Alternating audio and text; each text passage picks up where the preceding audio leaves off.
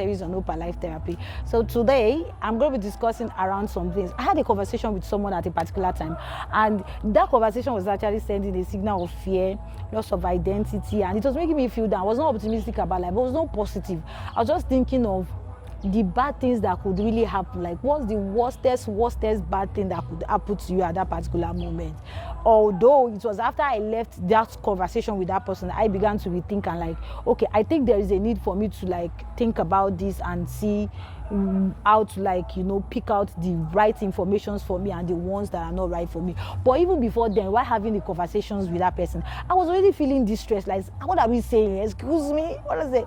And that brings me to today's topic about how to actually filter negative conversations. How do you know that you're having a negative, and when you're having a negative conversation with someone, how do you build boundaries around it? How do you walk around it? And that's what I'm going to be talking about. So feel free to engage. Don't forget to subscribe to my YouTube channel. I am your psychotherapist. Number one thing I've discovered about negative conversation is it actually sends a signal of fear to you. There's this fear of life, fear of what you're going to become, fear of this. Why? Because imagine somebody had a conversation with you and I just tell you that, hey, I heard that anybody that eats this thing, the person will die the second day. And you're like, hey, they said I should not eat it, I will die. Hey, they said I should not eat it, I will die. I'm not saying there are no rules like that, but I'm just saying that something that you've not really justified and you are not really sure about and you are really carrying it about, and you're like, and the person just carry it on the head as if like the matter is that serious. And then they just get it. It's not something serious. It's just conversation that trigger what it should not trigger.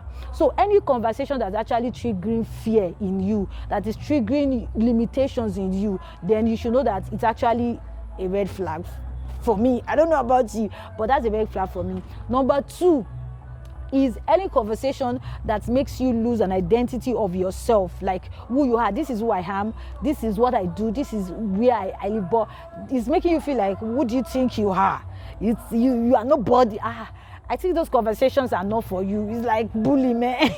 I'm not saying it's bully, but I'm just saying for me it's like bully. Conversations like that are also red flags for me. I mean, the essence of conversation with people should be that you guys are there to actually comfort one another, to help one another, to build and edify one another.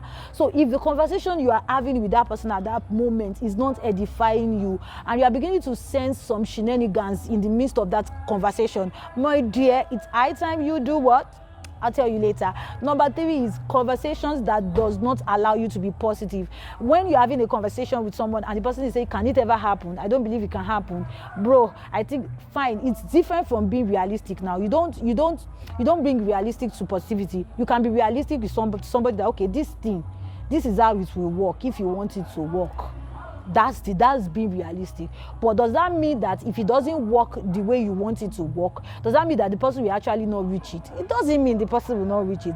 So what I'm just saying is just that there are certain conversations that actually make you feel lesser and make you feel negative and make you feel low, and it just makes you lose every positive psychology that can be in you. Like, I can, I will, I see myself doing this, I see myself becoming this, I see myself being this, I am beautiful, and that. You just don't see yourself that way. You just begin to see yourself the other way around. Conversations like that, again, for me, red flag. And guess what? How do you handle these conversations when they come your way? How do you say no to this conversation when you find yourself around them? Number one is you should always be sensitive in the midst of be conscious of conversations. When you're having conversations with people, it's not like later you're not going to be thinking about, no. If you see that those words that the person is discussing with you is already getting to you, then change the topic, my dear. Change the topic. It's not compulsory that you guys must be on that same topic. It's because you like negative conversation, that's why you want to be on that same topic. Yes. Change the topic if you want to have a nice and healthy conversation.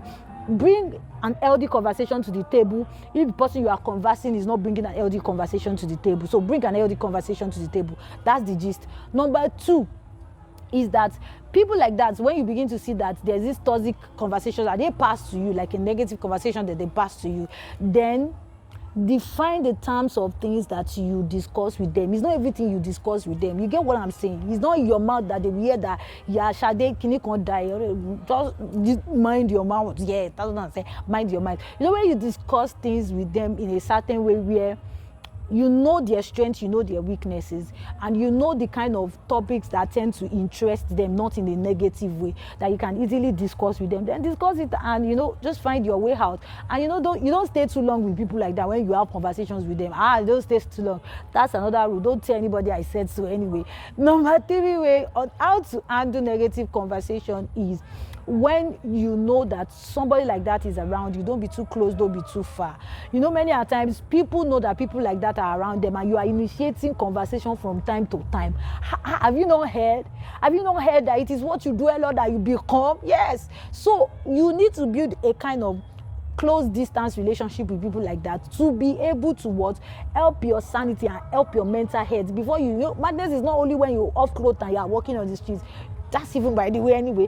But you'll be told, you just have to make sure that you are conscious of the conversation you have with people. You can regulate the conversation you have with people, and you can define the conversations that suit you and the one that sits well with you. Thanks for watching. Don't forget to subscribe. My name is Rema. I am your psychotherapist, and in case you have anything, feel free to drop it. In case you want to reach out to us, you can see our social media handles on the screen. And also, don't forget to drop on the comment section, how do you feel about negative conversation? Do you always feel good that let me endure it, or you feel like walking away? What is your own best method of handling negative conversations? I'll see you when I see you. Thank you guys for engaging. Bye.